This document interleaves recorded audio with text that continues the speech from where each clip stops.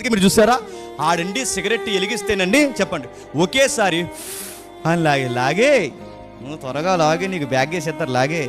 భూమి మీద వెలిగించిన సిగరెట్ ఆకుండా పెట్టి సిగరెట్లు కాల్చేస్తే గొప్ప, అది గొప్ప. మంచి కాలిపోద్ది ఎదవకాడికి తెలుస్తుంది అది. నడుతాను ఈడు ఎక్కడ లాగితే లోపలికి ఆడికి ఊపిరితిత్తులు కన్నాలు పడతాడు తెలుసు.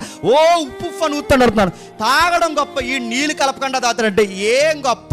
నీళ్ళు కలపకుండా బ్రాందీలు తాగడం గొప్ప.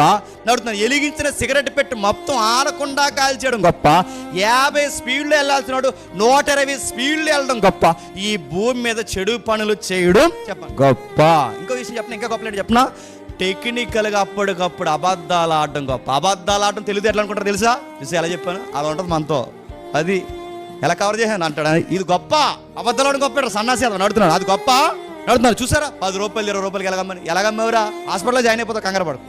నడుతుంది ఇది గొప్ప. నడుతుంది అబద్ధాలు ఆడడం గొప్ప, దొంగ మాట్లాడడం గొప్ప.